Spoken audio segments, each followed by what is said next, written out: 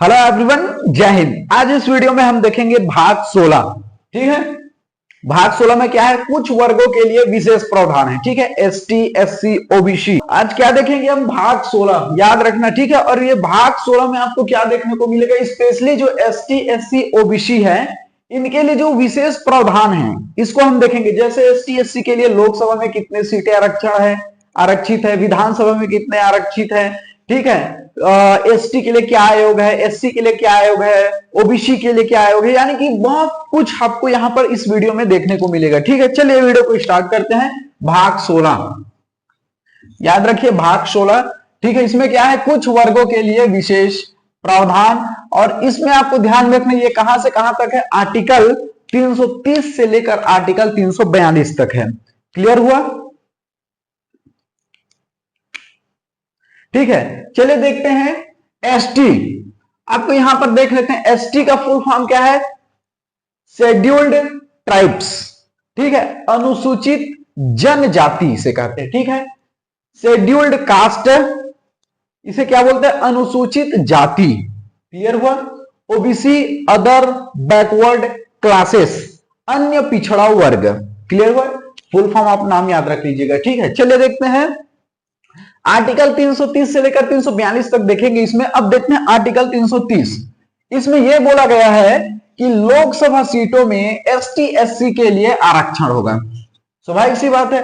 देखो, लोकसभा जितने भी सीटें हैं, अभी वर्तमान में कितने सीटें हैं, 543 सीटें हैं, तो उसमें जो है एसटी और एससी के लिए सीटें आरक्षित रहेगी। ठीक है, आपको ध्यान में रखना है। तो भैया आपको क्या समझ आया, आर्टिकल 330 में क्या है, लोकसभा सीटों में एसटी, एससी के लिए क्या रहेगा, एसटी, एससी के लिए क्या रहेगा, आरक्षित रहेगा। क्लियर होगा? आर्टिकल 330। इसमें जो है आर्टिकल को आपको ध्यान में रखना है, ये थोड़ा सा आपको ध्यान रखने वाली बात है। ठीक है, आर्टिकल 331, लोकसभा सीटों में आंग्ल इंडियन के लिए आरक्षित रहेगा। अब देखो, आंग्ल इंडियन किसे बोलते हैं भैया, ध्यान से समझिए। जिसका जो बाप है भैया यूरोप का हो और माता भारतीय हो, उनसे जो प्राप्त बच्चे को क्या बोला गया, आंग्ल इंडियन बोला गया। उस टाइम पर आप देखेंगे कि जो हमारा देश जब गुलाम था, यहां पर यूरोप से लोग आए हुए थे, अंग्रेज आए हुए थे, और यहीं पर भारतीय महिलाओं के साथ शादी कर लिए। फिर क्या हुआ कि भैया उनके जो बच्चे, उसे इंडियन इसी को बोला गया है। तो आर्टिकल 331 में लोकसभा सीटों में आंग्ल इंडियन के लिए आरक्षण है, लेकिन अब ये इसे समाप्त कर दिया गया है। ठीक है, आंग्ल इंडियन वाला समाप्त कर दिया गया है। क्लियर हुआ?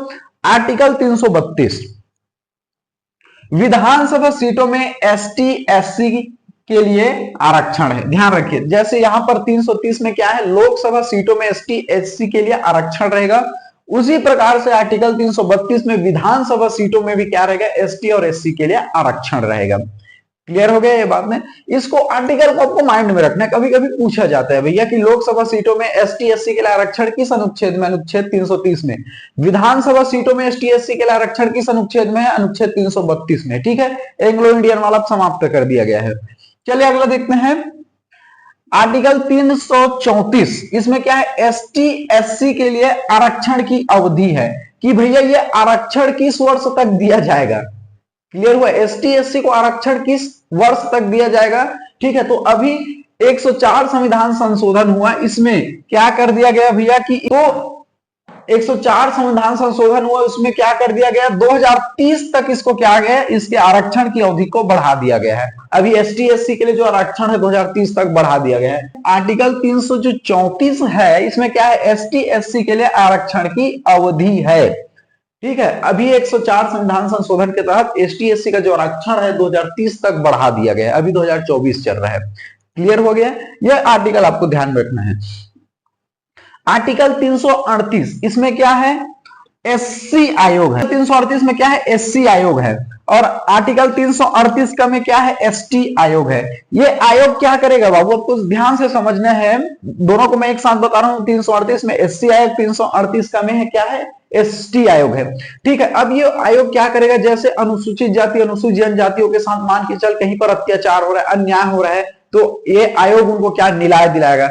कोई किसी के साथ कुछ हो रहा है एसटी एससी वालों के साथ, उसकी जांच करेगा, इनको निगरानी में रखेगा, इनके अधिक से अधिक उत्थान के लिए काम करेगा, इनको सामाजिक आर्थिक दृष्टिकोण से इनको क्या क्या अधिक से अधिक ऊपर उठाया जाएगा, इनके स्तर जीवन स्तर को सुधारा जाएगा, इनके साथ कुछ अन्याय होता है तो ये आयोग उनकी क्या करेगा, रक्षा करेगा भैया, इनके डट कर इनका साथ देगा। तो भारत में बहुत से आयोग बने हुए हैं, आप देखेंगे तो उसी प्रकार से एससी के लिए भी आयोग है और एसटी के लिए भी आयोग है। क्लियर हुआ। आर्टिकल 340 में आप देखेंगे ओबीसी के लिए आयोग है। अब अदर बैकवर्ड क्लासेस के लिए भी आयोग है भैया, आर्टिकल 340 में है। तो आपको ध्यान, पहला जो आयोग है तो ओबीसी का पहला आयोग क्या है, काका कालेकर समिति, आपको ध्यान में रखना है। अगर आपसे ये पूछे ओबीसी का पहला आयोग कौन सा है भैया, तो काका कालेकर समिति है, ये आपको ध्यान में रखना है। और आपको एक ध्यान रखना है, ओबीसी से मंडल आयोग के द्वारा इसे क्या गया, 27% आरक्षण दिया गया ओबीसी को। तो ध्यान से इस चीज को समझना है। एक होता है क्रीमी लेयर, एक होता है नॉन क्रीमी लेयर। आपको मैं थोड़ा सा बता देता हूं।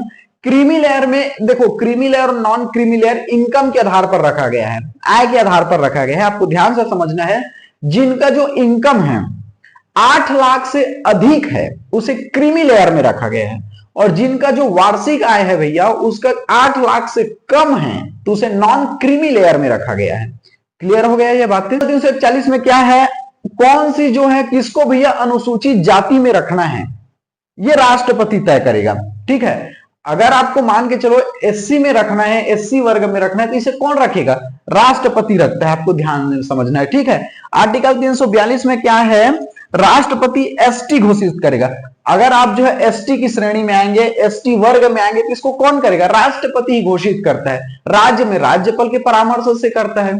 तो क्लियर हुआ। आर्टिकल 341 में क्या होगा, राष्ट्रपति जो है भैया कौन है, कौन जो है एससी है, इसकी घोषित करेगा आर्टिकल 341 के तहत। आर्टिकल 342 में क्या है, राष्ट्रपति जो है एसटी घोषित करेगा, हाँ भैया इसे एसटी की श्रेणी में रखा जाएगा, इसे एसटी में रखा जाएगा। राज्य में जो है राज्यपाल की परामर्श से ही राष्ट्रपति रखेगा। ठीक है, ये थे कुछ भाग 16 जो आपको आर्टिकल को याद में रखना है, इसमें आपको समझना है। ठीक है, अगर आपसे पूछ दिया जाए कि भैया लोकसभा सीटों में एसटी एससी के लिए जो आरक्षण की बातें हैं किस अनुच्छेद में कही गई है, आर्टिकल आपको ध्यान में रखना है।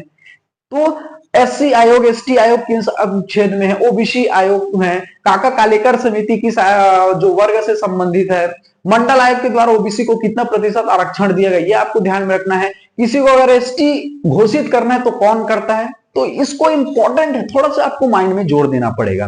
क्लियर हुआ है। आई होप आपको अच्छे से समझ आ गया होगा, ऐसा मैं आशा करता हूं। चलिए, थैंक यू वेरी मच, जय हिंद।